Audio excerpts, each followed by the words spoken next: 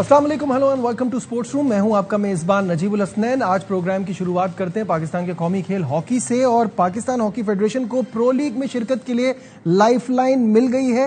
जराए का कहना है कि हुकूमती इदारे और पाकिस्तान क्रिकेट बोर्ड मिलकर फंड्स फराहम करेगी। इवेंट के लिए हॉकी फेडरेशन को रकम देने की बजाय बराह रास्त खर्च की जाएगी। इस पर बात करने के लिए PHF के सेक्रेटरी राना मुजाहिद साहब हमारे साथ हैं। राना साहब, अस्सलाम वालेकुम, वेलकम टू द शो। जी बहुत शुक्रिया नजीब भाई।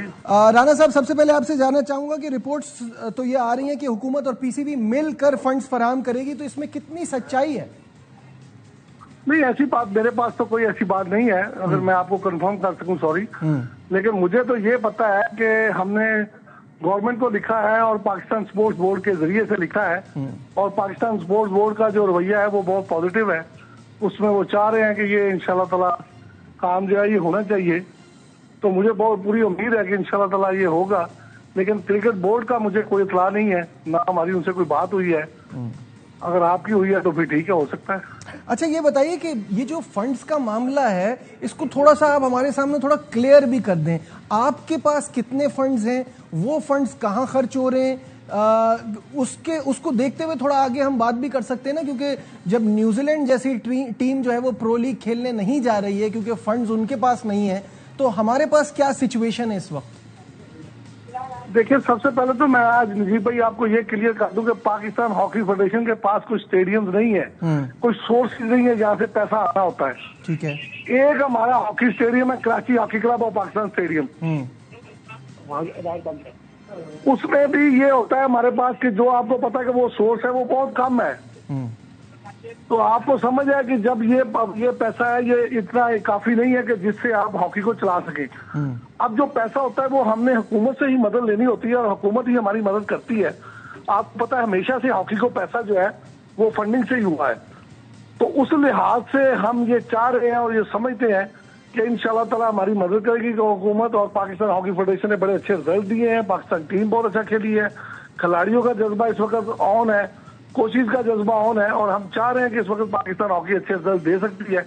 इसके लिए हम ये पूरा उम्मीद है, और ये बहुत बड़ा खर्चा नहीं, हमने 35 करोड़ रुपए का उनको बना के भेजा है कि ये प्रो लीग के लिए, पाकिस्तान हॉकी के लिए बहुत होंगे, जिससे मैं समझता हूँ कि ये हॉकी आगे बढ़ सकती है। और उसके साथ साथ ये भी बता दूं कि हमने ये भी ऑफर की है कि अगर गवर्नमेंट ऑफ पाकिस्तान यानी कि पाकिस्तान स्पोर्ट्स बोर्ड खुद खर्चा करना चाहे तो हमें उस पर कोई एतराज नहीं है। हम ये खुद चाहते हैं कि हमारे खिलाड़ियों को डेली हमारी ट्रैवलिंग अलाउंस, हमारी टीम का जो है रहना खाना खुद कर दे, तो हमें इस पे कोई एतराज नहीं है। और बात एतराज से हटके ये भी है ना कि पिछले जो इतने सारे फंड्स पहले भी, सिर्फ आपकी नहीं, इससे पहले भी मिले हैं, तो उस पर भी बहुत सारा क्वेश्चन मार्क है, पैसे जाते कहाँ हैं, किस तरह से खर्च होते हैं। तो ये तो एक अलग चीज हो गई। खिलाड़ी के डेली अलाउंस और दीगर मामलात को हल करने के लिए क्या प्लान है? क्योंकि जब तक वो सिक्योर नहीं होंगे फाइनेंशियली, जब तक उनको ये सेटिस्फैक्शन नहीं होगी कि हाँ ठीक है मेरा घर चल रहा है तो मैं खेल पे फोकस कर सकूं, तो फिर हॉकी तो आगे नहीं बढ़ सकती। नजीब भाई, मैं अब सेक्रेटरी जनरल हूँ पाकिस्तान हॉकी फेडरेशन का। मैं उस हिसाब से जिम्मेदारी से कह रहा हूँ, कोई हॉकी फेडरेशन में करप्शन नहीं है। ये सब एक जूम किया जाता है और एक माहौल बना दिया जाता है कि करप्शन का नारा लगा के सारा काम रोका जाए। कुछ अनासर हैं हम में ही, हमारे ही है वो भाई, लेकिन उनको ना समझी में ये बात समझ नहीं आती कि वो इतना शोर डाल देते हैं कि जिससे ये लगता है हम आए दिन इस बात का जवाब नहीं दे सकते। अगर किसी के पास एविडेंस है तो आपके पास आके बैठ क्यों नहीं जाता? पहली बात। दूसरी बात है, मैंने आपको इतनी बड़ी बात की है आज कि बता दें कि पाकिस्तान हॉकी के सोर्सेज क्या है कि यहाँ से पैसा आना होता है, तो हम खर्च नहीं कर रहे, फिर तो बड़े जालिम है, बड़े जुल्म हो रहा है जी। अगर भाई आपको पता ही नहीं चल रहा है कि सोर्स ऑफ इनकम क्या है इनकी। लेकिन फंड्स तो पहले भी मिलते रहे हैं ना। तो और फिर क्या आसिफ बाजवा के जमाने में जो ये बातें चलती रही हैं वो गलत है? आप कह रहे सब बेबुनियाद है। मैं ये कहना चाह रहा हूँ कि स्पेशल ऑडिट हुए हैं, उसके ऑडिट हुए हैं। कोई किसी ये थोड़ी कह रहा है कि नहीं हुए ऑडिट। कोई किसी पे जिम्मेदारी फिक्स हुई है? ठीक है। आज स्पोर्ट्स कॉरेस्पॉन्डेंट शाहिद हाशमी साहब ने भी हमें, तो उसका सोर्स ऑफ इनकम बनाए।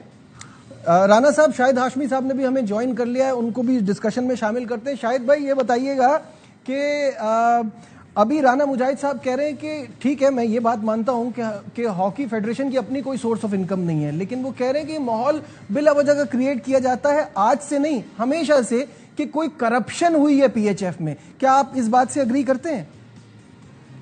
देखो, पाकिस्तान स्पोर्ट्स बोर्ड ने भी इनको वाज़ेह अल्फाज में एक लेटर दिया है कि आप अपने अकाउंट्स की तफसीलात बताएं। राना ने फिर एक प्रेस कॉन्फ्रेंस में कहा कि हमने अपने अकाउंट्स की तफसीलात दे दी हैं। तो पाकिस्तान हॉकी फेडरेशन को अपने मामला दुरुस्त करने पड़ेंगे। हॉकी को वैसे ही फंडिंग नहीं है, अगर उस पर उंगलियां उठेंगी, अगर उस पर शक और शुबे का इजहार किया जाएगा कि पैसे गलत तरीके से इस्तेमाल होते हैं, तो फिर और भी फंडिंग नहीं आएगी।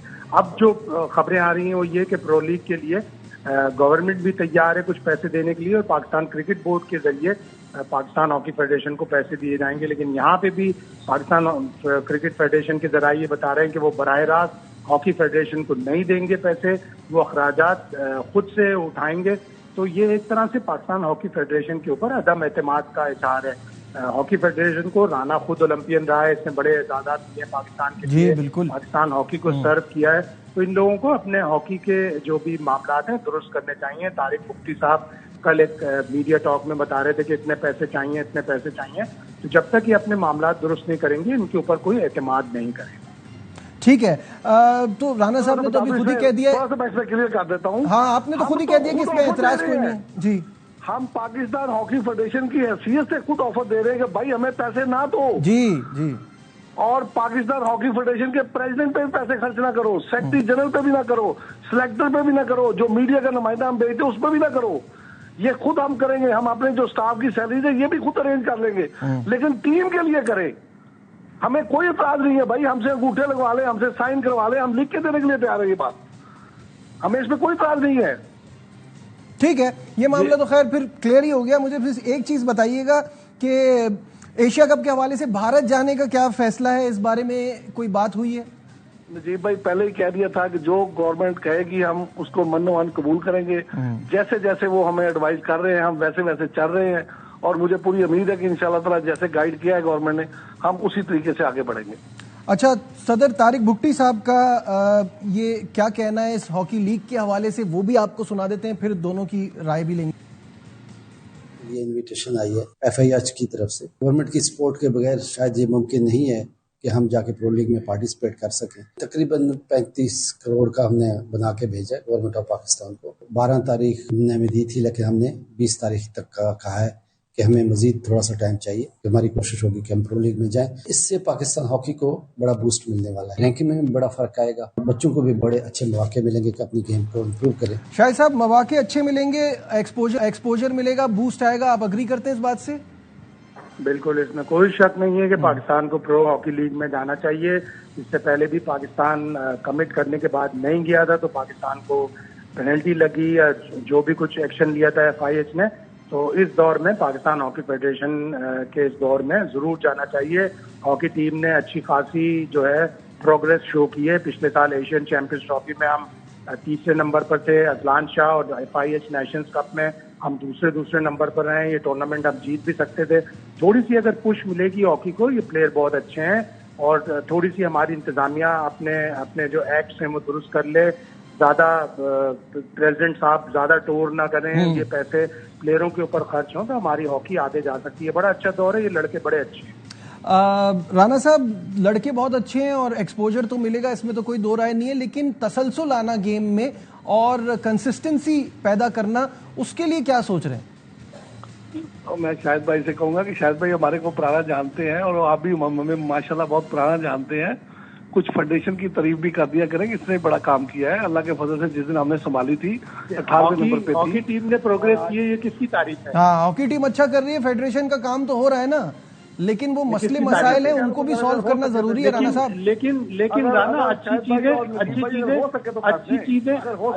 करते करते एकदम ये आ जाए कि मलेशिया में पैसे नहीं दिए, वो हमें अजलान शाह में नहीं बुला रहे पुरानी फेडरेशन ने, और फिर हमारे फेडरेशन के सदर और सेक्रेटरी हर टूर पर चले जाते हैं। तो अच्छी चीजों के साथ जब छोटी बुरी चीजें होती हैं तो फिर उसके ऊपर भी बोलना पड़ता है, और जब आप बुरी चीजों के साथ अच्छी चीजें बोलते हैं तो उनका ज्यादा वजन होता है। अब ये जो टूर पे जाने वाली बात है कि अब दुनिया के सामने ये कहा जाए कि फंड्स बिल्कुल नहीं है और सेक्रेटरी और सदर हर जगह जा रहे हैं, तो फिर ये अजीब लगता है ना। मैं आपको क्लियर कर देता हूँ जी, ना सेक्रेटरी ने अभी फंड लिए हैं कोई, ना सदर ने लिए हैं। ये है रिकॉर्ड की बात। जो अभी टूर हुआ है ना मलेशिया वाला, इसकी बात भी बता दूं, लेकिन हमने तो अब ऑफर और बढ़ के दे दी है कि भाई हम पे एक पाई खर्च ना की जाए, हम तो इससे बढ़ के ऑफर दे रहे हैं आपको। जी भाई, इसको हाईलाइट करें। जी बिल्कुल, इसको बताएं कि यार इससे बड़ी क्लैरिटी और क्या होगी। कि सामने आपके लाइव शो में कह रहे हैं कि भाई हम पे ना लगाएं, हम चाहते ही नहीं है। हम कहते हैं आपका बहुत शुक्रिया, लेकिन खुदा के लिए ये हमारी टीम जो है। और फिर मैंने दूसरी बहुत बड़ी बात की है आपको, अगर आप अंडरस्टैंड करें कि हॉकी का इनकम ऑफ सोर्स नहीं है, कोई सोर्स ऑफ इनकम बना दें, फिर हम ना लड़कों को दें, खिलाड़ियों को ना दें, खिलाड़ियों के ऊपर ना लगाएं, तो फिर हम बहुत बड़े कसूरवार हैं। ठीक है, सही है। बहुत बहुत शुक्रिया। शाहिद हाशमी साहब हमारे साथ थे, बीजेपी के सेक्रेटरी राना मुजाहिद साहब हमारे साथ थे, और क्लियर उन्होंने कह दिया है कि पैसे हमें ना दें, हम कहीं लिख के भी देने को तैयार हैं, जो अखराजात हैं वो उठाएं, उसमें हॉकी को बैक करें, सपोर्ट करें। फिलहाल यहाँ लेते हैं एक ब्रेक से वापस आएंगे, क्रिकेट की बात होगी, कहीं मत जाइएगा, विल बी राइट बैक।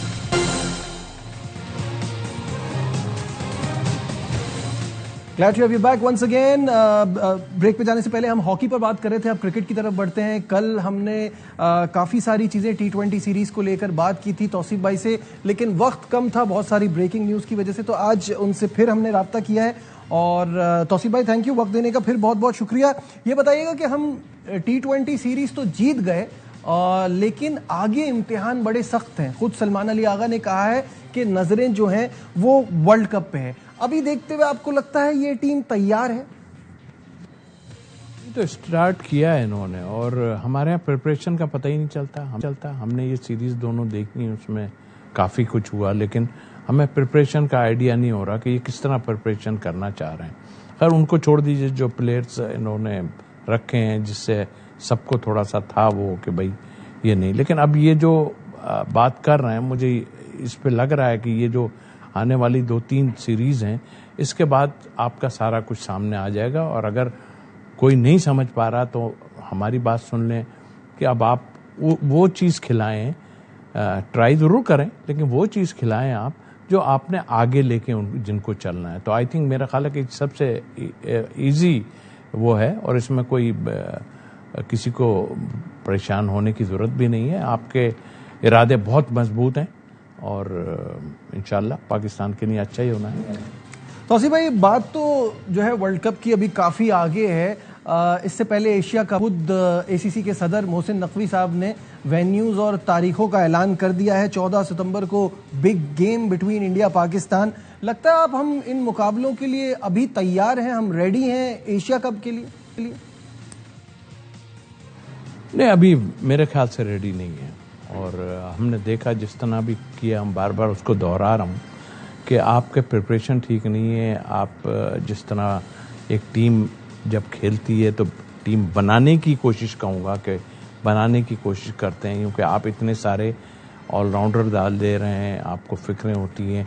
मेरे नज़दीक आप 5 बॉलर तैयार करने की कोशिश करें आगे, कि 5 बॉलर आपने तैयार करने, और बाकी बैटिंग और विकेट कीपर, एक आधा ऑलराउंडर उसमें होता है। तो आप ये सोच के अगर चलेंगे तो आपके लिए, क्योंकि आप कह तो देते हैं कि कप्तान सलमान अली आगा भी बॉलिंग कर लेते हैं, वो भी कर लेते हैं, वो भी करने वाला खेल मेरा ख्याल अभी ख़त्म करना चाहिए। और आप प्रॉपर जो है 5 बॉलर्स रखें, और 5 बॉलर में ठीक है 4 अगर तगड़े होते हैं, 2 आते हैं, एक ऑलराउंडर तगड़ा होता है, तो आपके होते हैं। लेकिन 5 बॉलर्स का मैं समझता हूं कि आप टारगेट लेके चलें, और उसी तरह आपकी बैटिंग तो मुझे बहुत अच्छी लग रही है। अगर कुछ करती है तो बहुत ही अच्छी। और ये लोग के आने से तो मुसीबतें भी लोगों के ऊपर पड़ गई हैं। साहबजादा के हुआ या साइम का रन्स करना, तो ये लोग ने आन के थोड़ा सा लोगों को, और ये अच्छी बात है, किसी को फिक्र पड़े ना, तो नजीब बहुत ज़रूरी है कि फिक्र पड़े कि यार अगर मैं 2-3 नहीं कर, खैर हमारे यहाँ तो पता भी नहीं चलता कि वो फिर भी चला जा रहा होता है, लेकिन फिक्र होनी चाहिए कि यार पीछे मेरे पास बैठे हुआ है कोई, अगर मैंने 3 इनिंग नहीं किए तो शायद ये अंदर आपकी जगह आ जाएगा, और ये फेयर है ना, इसमें कौन सी। अभी आपने खिलाड़ियों की बात की और कहा कि पता भी नहीं चलता, इतना वक्त गुजर गया, इतनी इनिंग निकल गई। हम मॉडर्न डे क्रिकेट की बात तो कर रहे हैं, which is a very good thing, I am all in favour of it.